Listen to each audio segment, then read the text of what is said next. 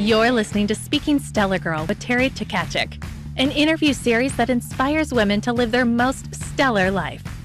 Terry is the co-founder of the Stellar Girl movement, and she is sitting down with women all over the world to hear about the key moments in their lives and how they live boldly, compassionately, and ultimately became a stellar girl. Welcome to Speaking Stellar Girl. I'm your host, Terry Tkachuk, and I'm thrilled today to have Sarah Puil joining me. Sarah is the founder and CEO of BOXT, a venture-backed, female-founded, direct-to-consumer winery on a mission to change the way we all enjoy a glass of wine at home. The idea came to her in a cafe in Paris, where she reimagined wine drinking home-based under the European tradition of table wine. And voila, she's now delivering wine across the country, direct shipping from her winery in Napa right to your doorstep. And we have so much to cover today. I am thrilled to have you on Speaking Stellar Girl, Sarah. And I would love to hear a little bit more about your background. So first of all, welcome. Hello. Thanks for having me. I'm very excited to be here. Thank you. And this is Drink Box. Yep. That's the box right in the back. That's the box right there. And this is number 9. This is rosé right back here. Yep. My personal favorite. You say number 9, and that's because we name our wines by numbers, because it just makes it easier to remember what your favorite is. Your favorite. Yeah. Yep. And you know what? Who needs a little kitschy name when you have a number? Like I want number 1, I want number 9, and It makes it super simple. So before we dive into Drink Box, let's talk about you and how you came to this idea, why you decided to do it, and what your background is. Yeah. So I have no business being in wine. I know nothing about it other than drinking it, at least until I started the company. But I spent my whole career in education technology. I'm 43, and kind of along these like snaking, winding road of just looking at opportunities as they come up and jumping through the windows and going for it, I met a venture capitalist, and he said, I think you should be an entrepreneur. And I said, you're crazy. I don't think I should be an entrepreneur. But somehow he wore me down and convinced me to be his firm's entrepreneur in residence. The firm is in Austin, Texas. Mm-hmm. I was living in San Francisco at the time with my husband and my little girl. And I was like, sure, I'll do that. I didn't really know what, as we say, EIR means. But essentially it meant I could take a year of my life and maybe decide, do I want to be an entrepreneur? We thought that I was going to ideate in education technology. And then one night at a bar called the Mean-Eyed Cat in Austin, Texas, with who is now my lead investor, we were talking about some of my ideas. And then I just threw in, and what if I just put fine wine in a box so that I could have a glass whenever I wanted and it doesn't go bad? And then he was like, tell me more about this. And from that night in November 2019, he said, you should research this. And then I did. I spent the next month and I couldn't sleep. I was calling strangers, asking them about producing wine and licensing and shipping and learning about the distribution channel and essentially forming the idea. And then by Christmas time, I had a pitch deck, and come January 2020, I had a signed term sheet for a seed round. And At the end of February 2020, we raised $3.5 million to launch the business. Shut up. Yeah, I'm not going to shut up because that's exactly what happened. I love it. 3.5 million in 5 months. Yeah. Yeah. And, it was one of those things where that's friggin' stellar. It's kind of crazy, right? Mm-hmm. I've learned about BOXT that when you have a really simple to understand idea, and on its most basic level, it works. And then as you start to unpack this idea, you start realizing all of these other things that make sense, how much better a box is for the environment. The idea that actually people do have the problem, if you will, of do I open the bottle? Do I not open the bottle? I opened one glass. Bottle. I didn't drink the whole thing. It went bad. I don't like that feeling, which kind of sounds like a silly problem to solve. But in reality, we've all got busy lives, and sometimes you just want a glass of wine. And so this thing just started unfolding, and that I could, in fact, put a really high-end wine in the box if I cut out the distribution channel and went directly to the customer. And by doing that, you're getting a $50 bottle of wine at a bottle equivalent price of $18.50, and you can just taste it in the wine. And so, this is not your grandmother's box of wine. No, which is what that's what we think of though. Like you had to reinvent it, because you think of boxed wine, you think, oh, it's crappy house wine. Yeah. And yours is not. Well, and that's the whole idea. I mean, and that becomes then the entire experience that somebody has to have with the brand, right? So our box is wooden, it's compostable. So you can drop it in your compost bin. Let's see if I can do this. You turn it into a birdhouse. You can bedazzle it. You can, everybody wants to knock on it when they get it. Beautiful. Really pretty. It's pine wood. Yeah. You can flip it over, put some dirt in there, put some flowers in there. I know you want to spray it with glitter, and I think you should. I do. We're going to do that. You and I are going to do some arts and crafts when we get together in person with the box. Oh yeah. So yeah, that's how I ended up here. I mean, I literally was in education technology doing global business development deals in education for adult learners. And so maybe it's a left turn, maybe it's not. It's not about my passion. It's just using all of my business experience to simplify an idea and go to market. Well, you have a brilliant mind, because you do. And you launched like during the pandemic when everyone was drinking wine. So I don't know, was that good or bad for you? It was neither, to be honest with you. So the reality is it was February 2020 when we funded. It took us 8 months to become licensed as a fully licensed bonded winery, which gives us permission to ship to the customer. But once we did that, so our winery is in Napa, we then had to go get licenses into each individual state so we could ship. Okay. So we started shipping wine in October 2020, and we had 5 or 6 states we could ship to. Now we're at 44 states we can ship to. And that's amazing. So yeah, like that first part where everybody was like, let's just drink. We missed that wave. But I do think that everybody that we benefit from it is now not weird to get every single thing you purchase delivered to your door. Mm-hmm. And how easy it is to open up the fridge. You're busy, cooking, you just open it up and pour yourself a glass of wine. And it's good for, 6 weeks when you once you tap in. Yeah. Yeah. And then that's amazing. And wine in a bottle is like, yuck. Like it's gross. It's gross. Like you don't even kind of want to, maybe one day, but you have that sip and it's not that fresh tasting. Yeah, that's exactly right. It's not crisp. Listen, it's not fresh. The thing is, there's so many things I didn't know when I started the business, but one of them is most of the wine produced in the world is produced to be consumed within a year. Okay. So now there's a lot of wines that are produced to be laid down and you drink them in 5, 6 years or 10 years. And that's great. And those are beautiful wines. And don't get me wrong, I got a pie chart of wine consumption. So I got plenty of bottles that I do drink too, but like for your everyday glass of wine, the box is just actually a better solution for what you're drinking at home. Mm-hmm. I was reading this, my friend at Google made me read this article. Okay. And it was just a couple months ago. And I was like, wait, what? That if 80% of the wines that were produced to be consumed within a year, which is all the wine you see at the supermarket, essentially. Okay. And it was put in a box instead of a bottle, it would be like taking 400,000 cars off the road from an emissions standpoint every year.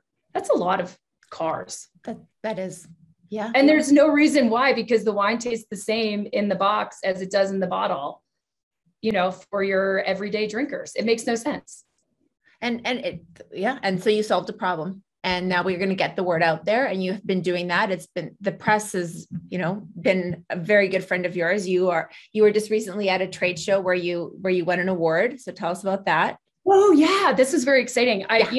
We won our first wine awards. We won 6 medals at the Houston Rodeo International Wine Show. They have nearly 4,000 wines from all over the world that are entered into it.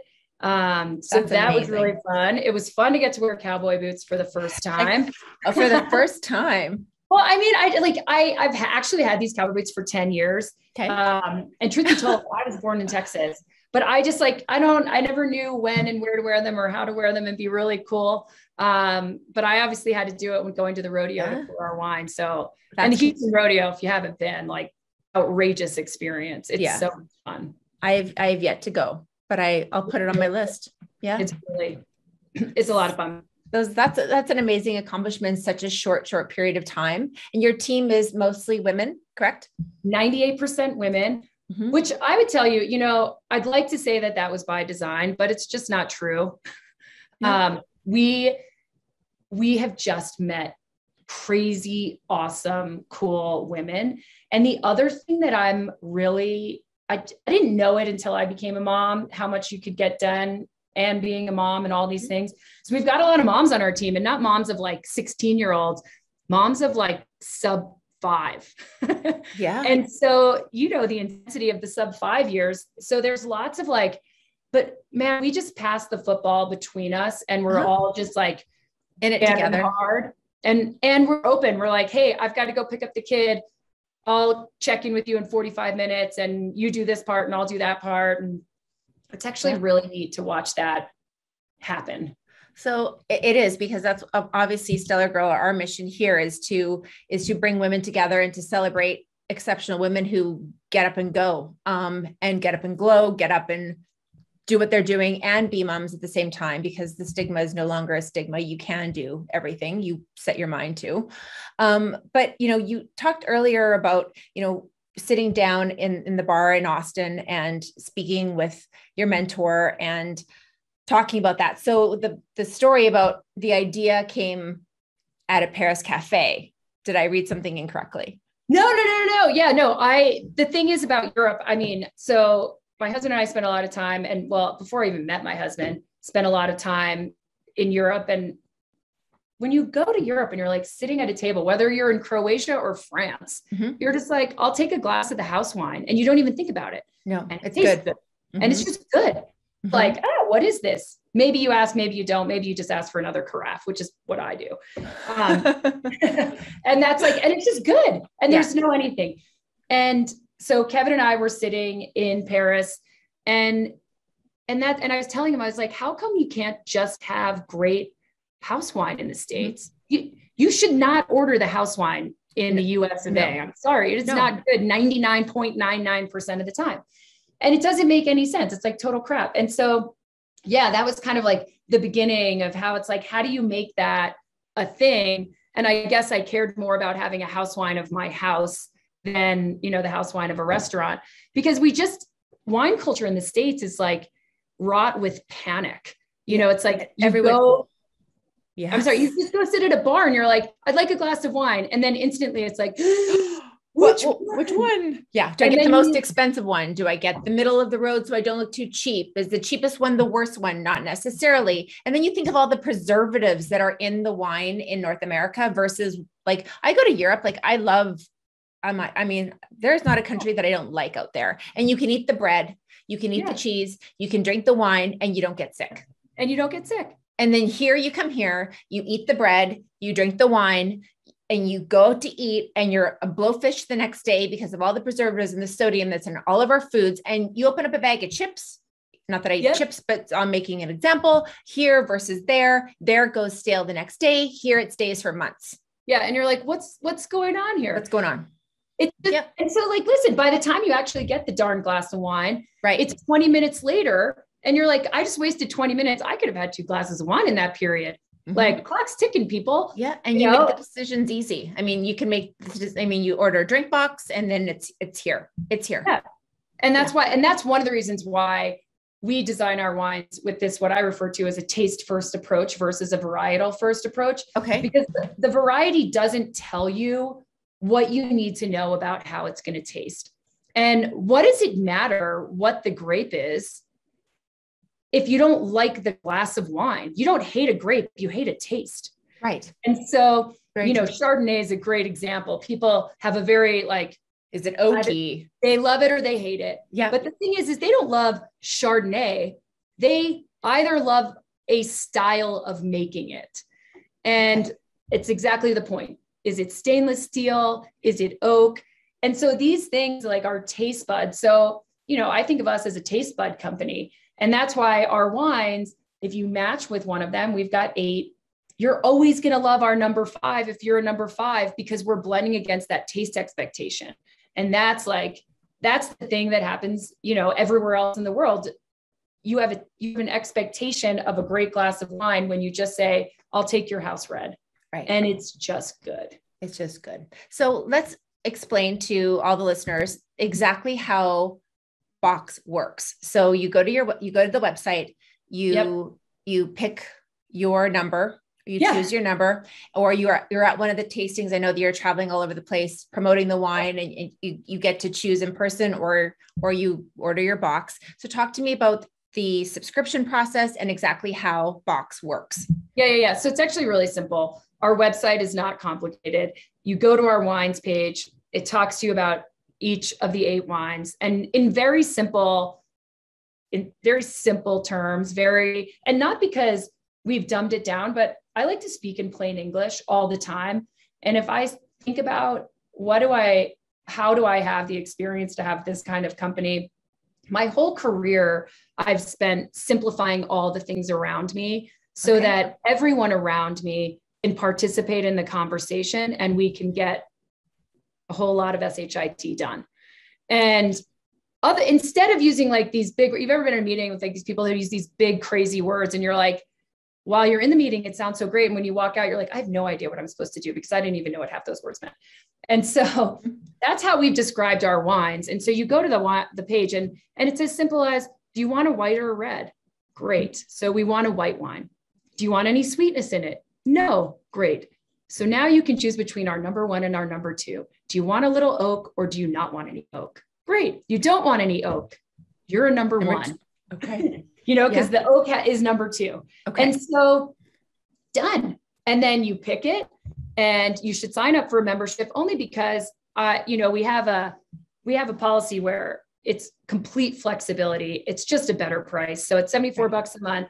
There's 4 bottles in every box. It stays fresh for up to 6 weeks, which is the bottle equivalent price, like I said, of $18.50. Mm-hmm. And then we send you your number. You can change your profile anytime. So if you want to be a white in the summer and a red in the winter, that's great. Yep. You can pause it. We're going out of town. You can redirect it. I actually just shipped my shipment because I'm going skiing here, where we're going skiing. So it's going to be waiting for me when I arrive. Perfect. And obviously you can cancel it. We've got a concierge team that all you have to do is text them and they'll handle it for you. They'll handle it all. So simple. Get your wine, get it in a box, and make your life a lot more simple. And we send it once a month. And like I said, skip a month if you need to skip a month. Yeah. For having a dry January, which no one should ever do, actually. Bad idea. I just don't think anyone should have a dry any month or. Yeah. I mean, just moderation, everything in moderation. Absolutely. So let's, so you love to travel. Obviously you've traveled the world, you're out and about skiing right now. And so, that must bring you a lot of joy and happiness, as a woman, as a mom, as a wife. Like, you probably have girls trips, you get to travel a lot for your work. Do you love getting on a plane and going somewhere new?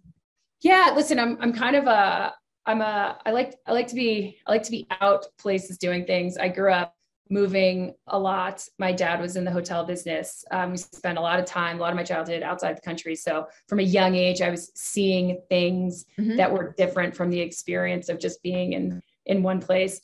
So yeah, I do. Like that's kind of how I recharge my batteries. Yeah. And it's not necessarily when I'm out traveling, a lot of times I'm a lot more quiet than when I'm at home. It's just a good way for me. It's how I kind of completely let go. When I travel, I love seeing the hope around the world from all the women I meet. And I love to insert myself into local situations. I don't always like the touristy things to do. I'd much rather do like walk the streets and just walk and see what I see and meet who I want to see and go to the local markets and go the local shops or support wherever I'm going locally. And that's kind of, that brings me so much joy is getting on a plane and going somewhere. And sometimes I don't even know where I'm going. I've been fooled a couple of times whereas we live in a small town. So I don't have to know where I'm going because he can check in and I get my boarding pass taken away. And I've been surprised a couple of times. I'm just like, I'm in Morocco. How did I get here? You're like, what is happening?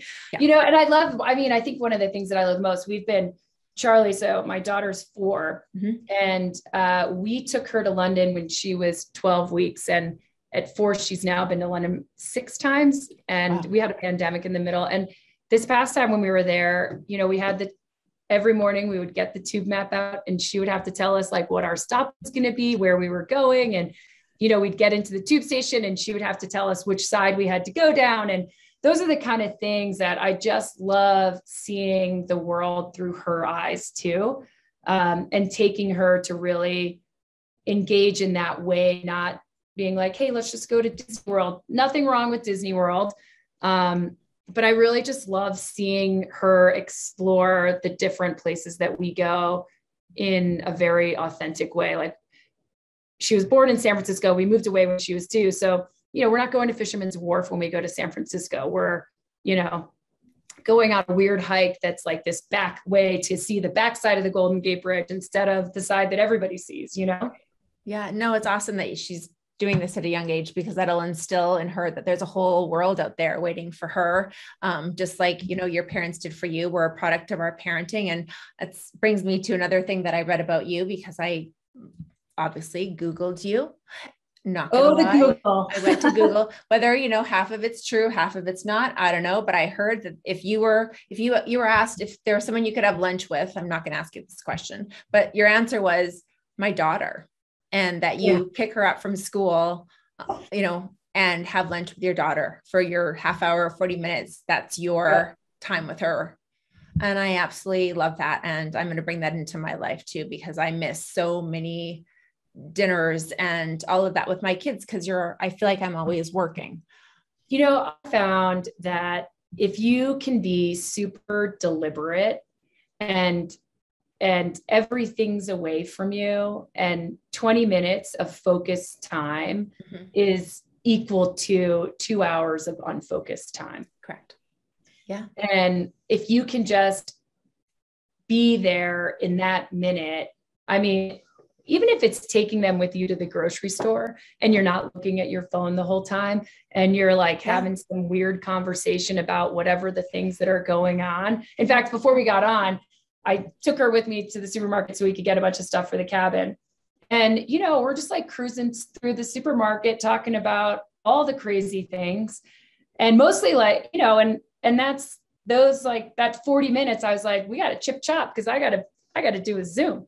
And, it was great. It was so much fun. And like, we talk about just wild things, and I'm not distracted looking. I write my grocery list on paper instead of my phone. So I'm not Does she get to tick it off?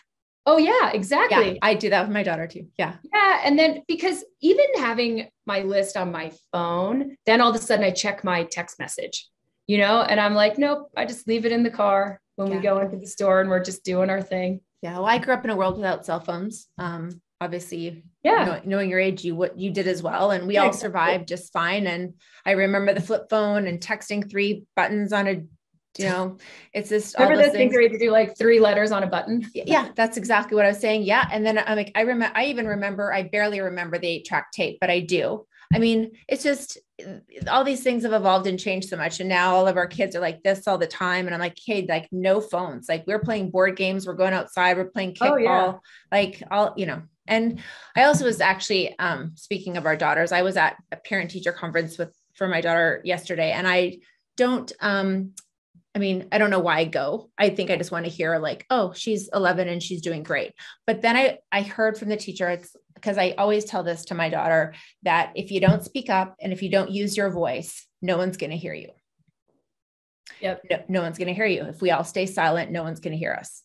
And for the first time, I didn't get, oh, your daughter's kind of quiet. She's sort of shy. I'm like, heck no. She won mayor of her school. She's like totally has new friends, and she's speaking up. And you talk a lot about that as well, about having a voice as a female and teaching your daughter, to speak up and talk about things. Stellar Girl is all about supporting and encouraging women.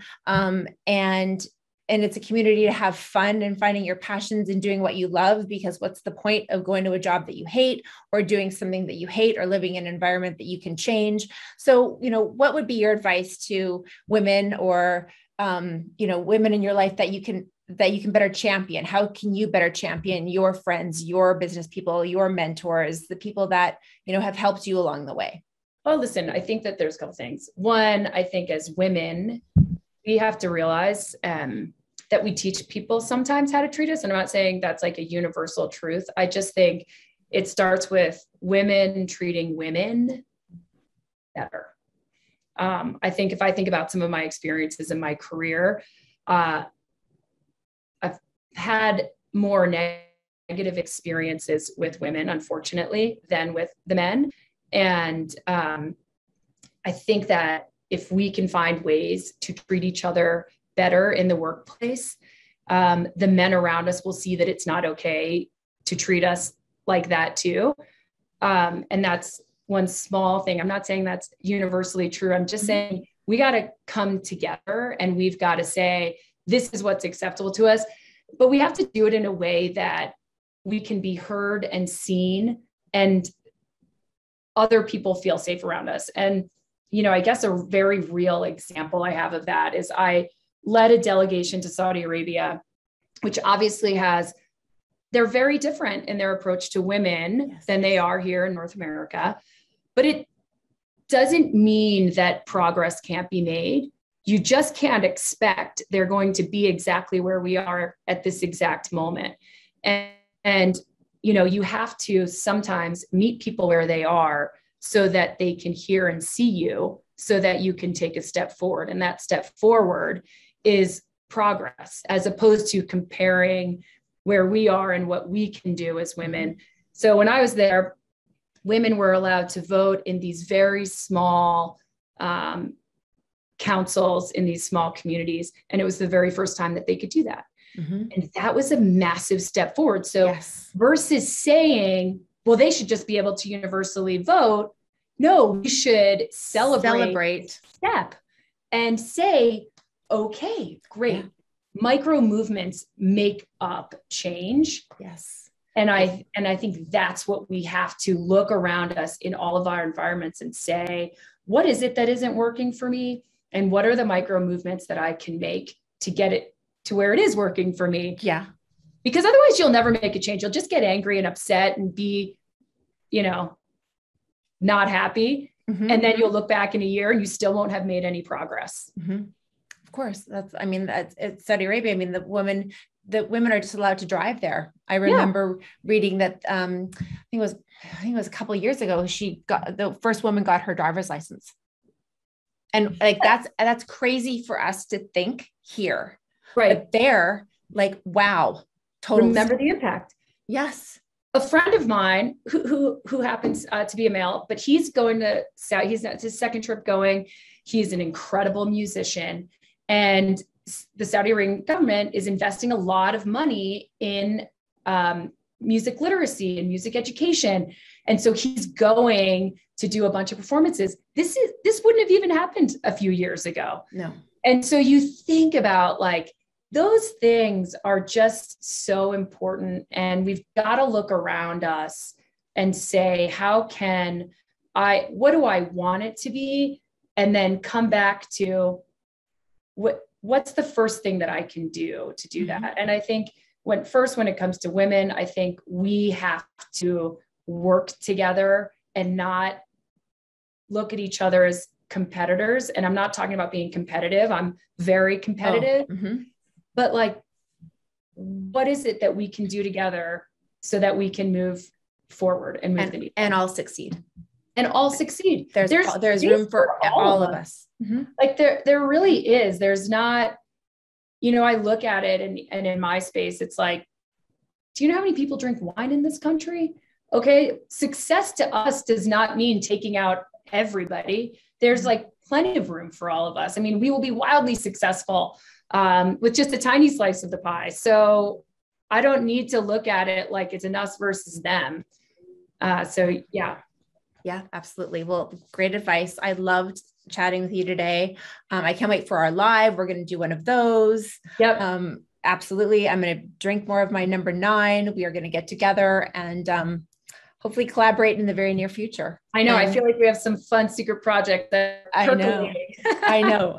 Exactly. So yeah, another thing I love is coffee, but that's a whole other story. I do too. Oh my gosh, I can't. When I see you in person, we'll probably be like 12 pots down by the time we take a break. And then a glass of wine. And bubbles. Well, have an awesome rest of your trip. And thank you so much for joining us and sharing your story today. All right. Bye for now. See you on the other side. Thanks for tuning in to today's episode. Make sure you subscribe to our YouTube channel and hit that bell icon to be notified of new episodes. To learn more about the Stellar Girl movement, please visit us at STELLARGIRL.com.